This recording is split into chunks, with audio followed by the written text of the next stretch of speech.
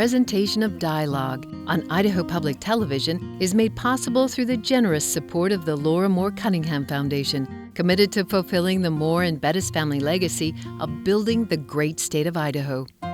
By the Friends of Idaho Public Television and by the Corporation for Public Broadcasting.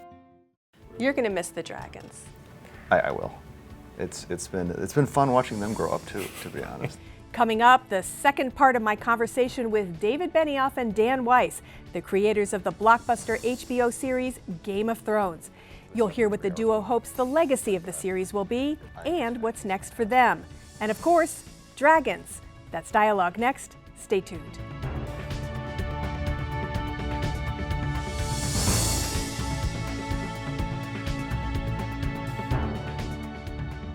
Hello and welcome to Dialogue. I'm Marcia Franklin. In July 2016, I sat down at the Sun Valley Writers Conference with David Benioff and Dan Weiss, the creators, lead writers, and showrunners of the award-winning HBO series Game of Thrones. We discussed how the duo got started, the challenges they've overcome, and their response to critics of the show. If you missed that program, you can watch it on our streaming site, video.idahoptv.org. I found our conversation so interesting, though, that I decided to air it in two parts. In today's show, you'll hear more about the creatures that have made the show so unique, including wolves and dragons, what the next project of the two will be, and what they think of Idaho native Aaron Paul, who starred in Breaking Bad. I started, though, by asking the duo to talk about the economic effect the series has had on the countries in which it's filmed, which includes Spain, Malta, Iceland, and Northern Ireland. What has this done to the economies of places like Northern Ireland, Iceland, I think it's been Croatia? really, I think especially, and we're based in Belfast, so that's where our offices are, that's where our sound stages are. And I think it's been a great thing. It's been a mutually beneficial thing. It's helped. Like, they didn't really, there were a few films that had shot there, smaller things generally, but they didn't really have a film infrastructure.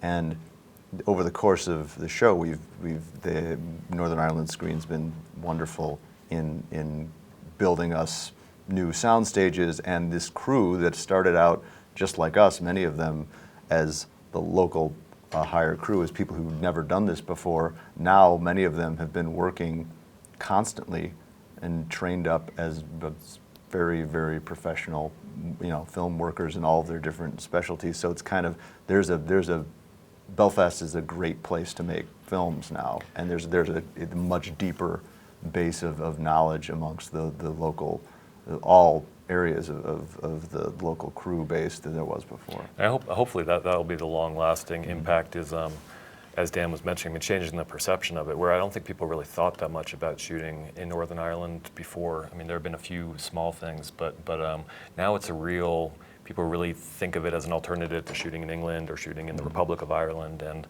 whereas before, if you mentioned Belfast, I think people thought of the Troubles, Now they realize that's not what Northern Ireland is anymore. I feel safer there than I do in Los Angeles, honestly, and it's much safer there. And it's a beautiful place to work. I mean, you're so close to so many gorgeous locales, whether it's a stony beach or an old growth forest or these glorious mountains, and it's all accessible, within about 45-minute drive, which is great for a film production because you're not hauling all your equipment, halfway across the state or the country or whatever it might be.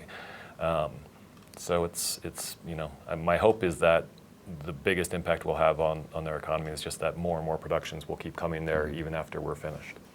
It must be fun for both of you, since you met in Ireland, to come full circle and to be giving back to the country in which you met.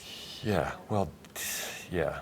They would say different country. It was very different at the time, I understand, in the 1990s, We don't go there. We're two American Jews. Yeah, we don't know. We stay. We just wave the white flag. Don't get involved. So how much about being Jewish infuses what you do, how you write? Well, we worry a lot. A lot of stomach issues. Yeah. Yeah.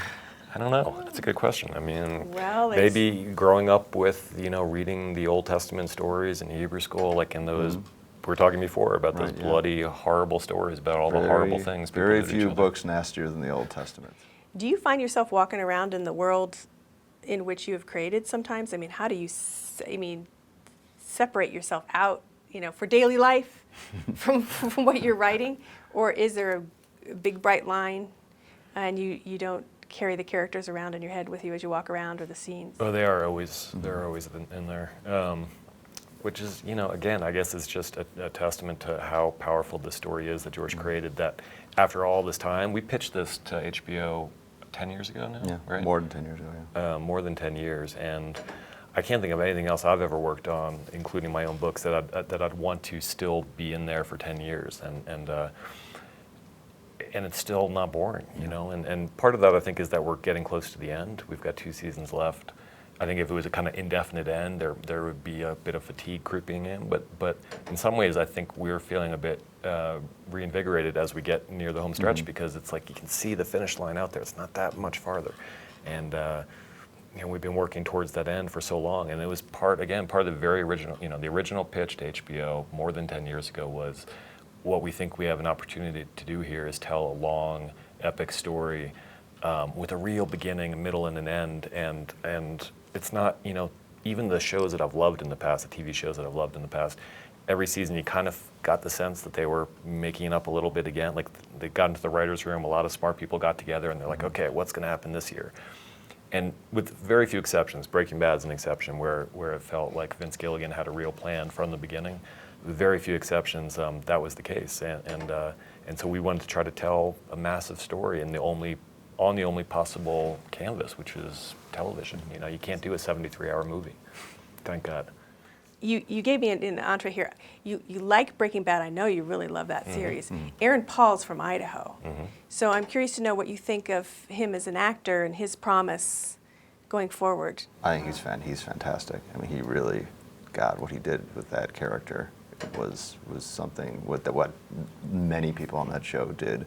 We can drone on about that show forever, because when it was, and we don't watch, when you're making, at least, when we're making this show, the time requirements of making this show are such that I don't watch that much dramatic television while we're making the show, but Breaking Bad was a definite exception, and that was appointment viewing. I remember being in Croatia when the finale aired, and like unplugging all the phones and blacking out it was complete lockdown to watch it as soon as humanly possible, right after it aired, because I didn't want to hear anything about it. And it was the kind of thing that we're hoping we could create in our show, that feeling of just somebody who's into the show to the point where they need to watch it right away, and that's how we felt with that show. And Aaron was so fantastic as Jesse.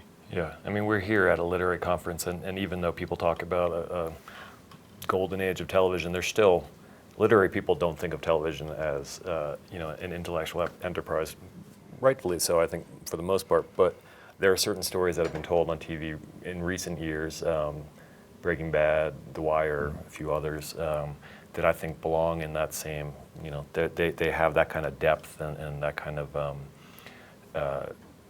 brilliance of storytelling. Well, it'll be interesting to see where he goes. He's from a very small town outside of Boise.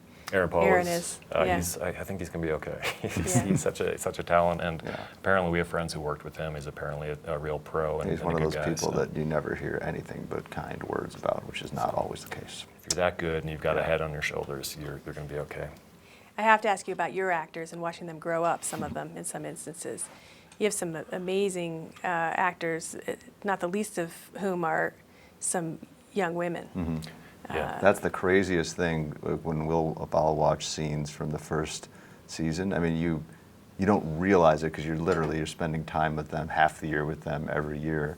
But you go back and you watch Maisie and Sophie in the first season, and Isaac, and they were just little kids, I mean, Maisie Even the pilot, which was a year before God, we shot the first season. I mean, Maisie looked like she was 7 years old when we started shooting, and now she's this amazing woman, and it's crazy to think that we've been doing this, and wonderful to think we've been doing this for so long enough to watch them turn into the people, the actors they become and the people they become, because they are, all of them, just absolutely phenomenal human beings. Yeah, I think that's the part that I've enjoyed the most.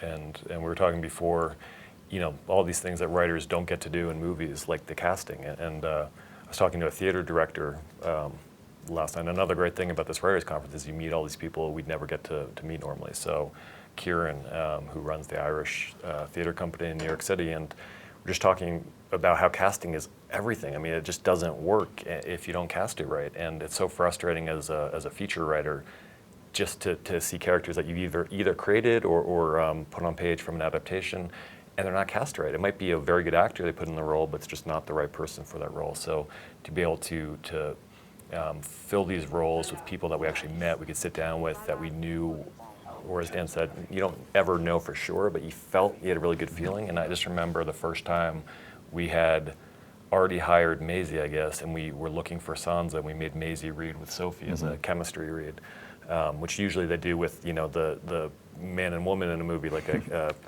kind of a romantic chemistry. And this was almost essentially anti-chemistry, because they didn't like each other at all. And just knowing that these two that was it. That was Arya and Sansa. And then as watching them grow up, and not only are they excellent actors, but they're just really, really good young women. And people always ask us, who's the bad egg in the cast? Like, who's the real? There's got to be someone you just don't like. Who's the jerk? And there's no one. I mean, they're just all really, truly people that I like hanging out with. We're going to Comic-Con next week. We're going to get to spend time with 10 of them. I love it. It's fun for us, and it's hard for me to imagine that anything else we're going to work on will be like that, where there's such a sense of family. Speaking of your actors and going out into the world, you have a partnership with the International Rescue Committee. Several of the actors, including Maisie. Yes, Maisie, Lena, and Liam. We're over visiting some refugee camps.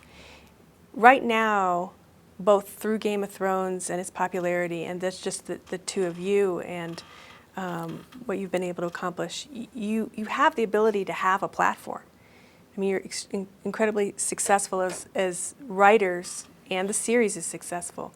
What do you hope that you'll be able to do as two individuals now with this ability that you have to speak to broader issues? What do you care about? What would you like to do and go out into the world? Well, we were really, really glad to be involved with IRC, and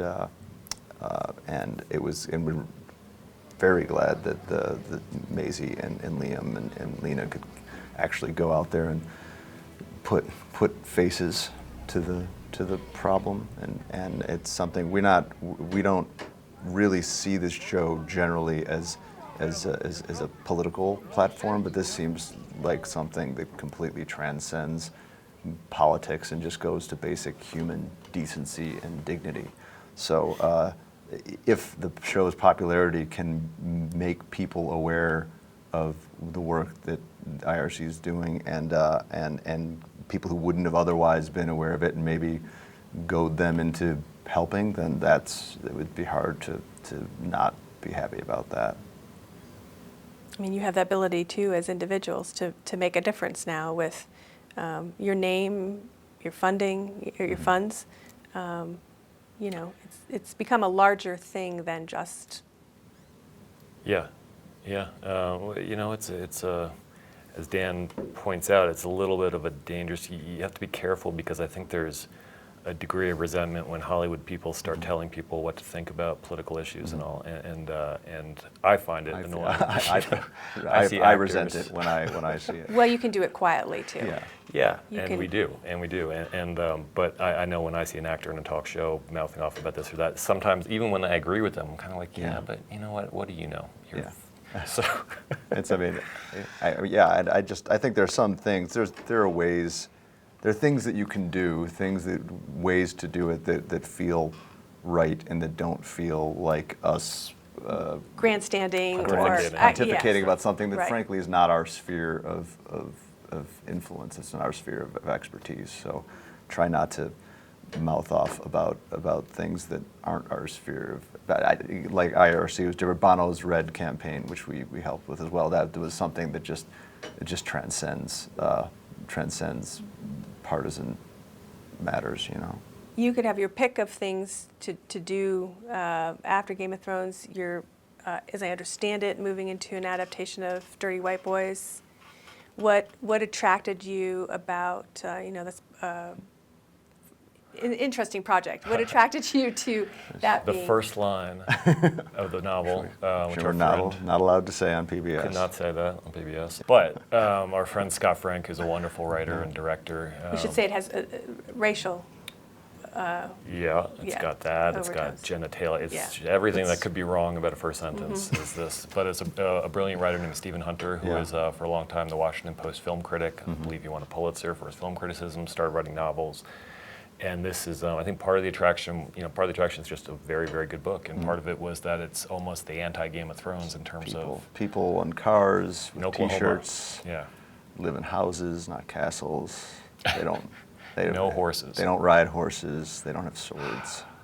I really liked horses before we started working on the show, but they I love the way they don't look. take direction well. I love the way they look when Yeah. it's all done. How about those dire wolves? Do they take direction pretty No, well? terrible. The Probably dire worse than the wolf- horses. Wolves kind of just do what they want. We have some. The wolf trainers are really, really excellent, but they're wild animals, and they're you can't train a wolf to do the things you can train a Jack Russell Terrier to do. It's just literally not in their DNA. And you can't ride them. So we have these amazing riders led by Camilla Napus, our horse mistress, and the incredible things they can do. Not only incredible to look at, but also that no one gets hurt, the rider or the horse. Yeah, and yeah. with a wolf, it's you don't have that kind of human-wolf interaction. We can't really have people interacting. Well, first of all, the wolves need to be blown up, scaled up with visual effects to like about half again as big as they are. So the wolves are, and for safety reasons, the wolves can't be in the same space as actors. So it makes it every wolf shot you see is a visual effect. You realize I've made it through this whole interview without saying the word dragon. Oh, you have. Oh, nice. No, I haven't. You've blown it. Oh yeah. Yeah, I blew it. There it is. Dragons and dragons. Dragons are easy. Yeah, they do whatever you tell them. Yep. Yep. We should have more of those, right? Yeah, dragons, you just sit in a room with a bunch of computer genius guys, and you say, well, could we get a little bit more sun glint on that wing? And they're like, yeah, sure. And Say, could he do this with his claws? And then he does this with his claws. Whatever You're you going to want. miss the dragons. I will. It's been fun watching them grow up too. To be honest, they were these little cute things, and then every season they sort of just double and double again. And the ones we just saw actually today, the scale representations of the final size season 7 dragons, and they're like the size of like a DC-9. They're huge, and it's going to be. It changes the way you shoot them. It changes every time they scale up. It makes it a different.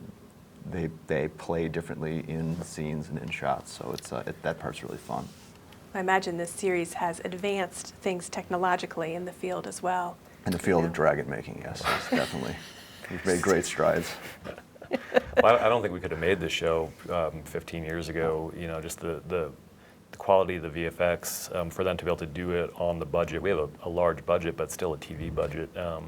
And the time that the VFX guys have to make it in, and it's astounding, and it wouldn't have been possible. Even when we started the show, it wasn't possible to do the things that we do now, and every year it gets better.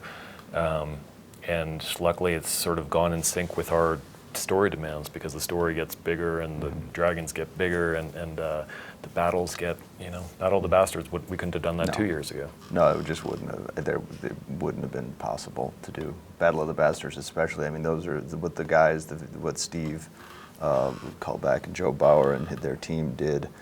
There, I would be framing through shots, and I couldn't tell which horses were real and which horses were CG horses, because a lot of the horses were full CG horses. It's like the ones that are smashing into each other. You can't do that with horses. So. Ultimately, when people watch the series, is it entertainment, or do you want them to be seeing something deeper, reading something deeper into it? Well, hopefully both. I mean, I don't think people would stick with something for 60 hours if they're not entertained, because otherwise it's just too much broccoli. I think we always kind of said that we didn't want to make a spinach show, and we didn't want to make a popcorn show. We kind of wanted to make a steak show. Something that you don't need to. So nobody needs to force you to eat your steak. Well, you know, if you're a vegetarian, you might. I wanna actually pick- am a vegetarian, so it's a weird Like metaphor so, for me. like what would it be, a tofu show? but or yeah, that Eats doesn't. that fish. doesn't. It doesn't work. In a fish show, that also doesn't Yeah, work. no, it Kind doesn't of work. steak That's- is the only metaphor that Yeah. really works. But you know, I guess for me the thing, because it's so, there are millions of people watching now, and it's going to be different for every single one of them. But for me, what I hope for is endurance. You know, that people still watch it and think about it and talk about it after it's done. You know, and that it lingers in people's minds, and it's not just one of these pop culture phenomenons that's a big deal when it's happening, and then 2 years later everyone's forgotten about it. Like I think what would make me most happy is if it still has some lasting value, you know, in 2030. And Like my when our kids are old enough Yeah. to watch it and we show it to them, like I would, if they, you know, God willing, enjoy it, like that would, and if they and their friends enjoy it 10 years from now, like that would mean a lot. Your kids are definitely going to like it. I don't know about Frankie. We'll see.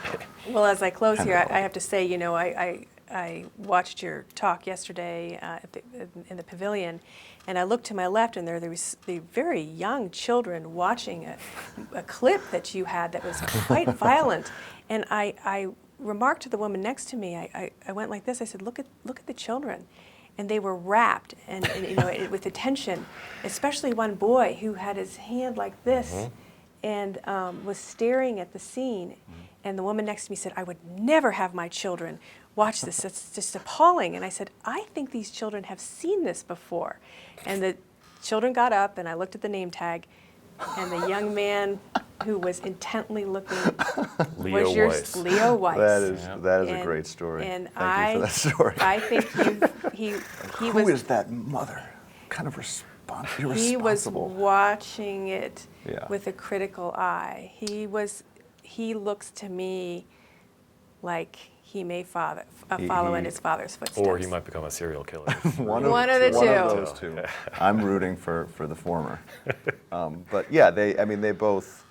That's a whole. If you do a whole show on what you should and should not show children, and there's no right answer to it. But I think with them, they've been on set and they kind of seen how the sausage is made. So and there's a certain level of detachment from it, which I kind of hope they forget when comes time for them to actually watch the show, because I'd like for them to get lost in it the way that David was describing. I didn't even know they were there until they were leaving, and my daughter was waving at me from the back, and I saw her, and I was just like, Oh, you did see her? Yeah, I watched. She was Yeah. desperately trying to get your Yeah, yeah. attention. I finally saw her. didn't see him. I had my We're at a phone. writers' conference. Do the two of you anticipate? Both of you have written novels: Lucky Wonder Boy, City of Thieves. You've done adaptations of, 25th Hour. What do you see your future in that arena being? Do you want to continue to write? yeah, absolutely. Love to write another book. Yeah. It's just right now, this is, especially with this show, it's such a totalizing effort that it's impossible to really think about the kind of in-depth thinking you'd need to do to write a book. It's just not, not possible That's now. both of your background is in Yeah. in that arena. Yeah, which I think is a valuable thing for people adapting novels, because I mean, if nothing else, just having a certain sympathy for George's role as the creator and how hard it is to let go of you create all these little babies, and now we've kind of grabbed them and run away with them and are doing terrible things to them. And once again, I've got this extended metaphor that's just, there's no clear destination for it. But I think sometimes we can talk to George and just have a conversation that Yeah. probably makes more sense to him, or we're better able to speak to him as people who have written books before, not just Hollywood creeps. Well, Or only half Hollywood creep. Yeah. there's a lot of attention on STEM education now, but there's still a lot of room for young people to study the humanities, to study writing, to study the arts. I don't think this series would have been able to be made if you hadn't studied Joyce, if you hadn't studied Beckett, if you hadn't. I like to think that Joyce would have liked this show. Maybe that's Probably more than Beckett. hubristic of me, but I like to think it would have been the kind of thing that resonated with his concerns. He was a pretty dirty-minded fella himself. If you really want What to are go. you saying? Yeah. He's also pretty egalitarian in his taste for, Yeah, and he was music and And just the mythical quality of it. I would hope he would like it. We'll never know. We will never know. Maybe in a parallel universe. Yes. Well, thank you so much Thank you for taking the having us. time to talk with me and our viewers watching about your series, and continued success to you, and we'll look forward to your next venture and adventure. Thank you. Thank you. Thank It was a lot of fun. Thank you for having us. You've been listening to the second part of an interview I conducted at the 2016 Sun Valley Writers Conference with David Benioff and Dan Weiss, the creators of the HBO series Game of Thrones. If you want to watch the conversation again or the first part of our interview, check out the Dialogue streaming site. Just go to video.idahoptv.org and click on Dialogue. My thanks to the Sun Valley Writers Conference, which has allowed us to do interviews at the renowned event for a decade now. I hope you've enjoyed them, and again, all are available on our streaming site. For Dialogue, I'm Marcia Franklin. Thanks for tuning in.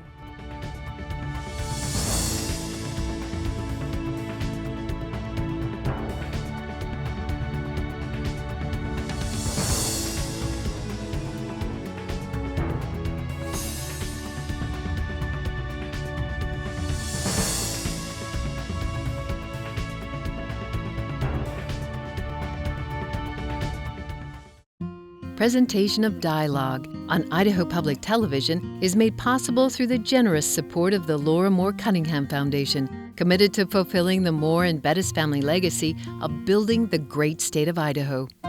By the Friends of Idaho Public Television and by the Corporation for Public Broadcasting.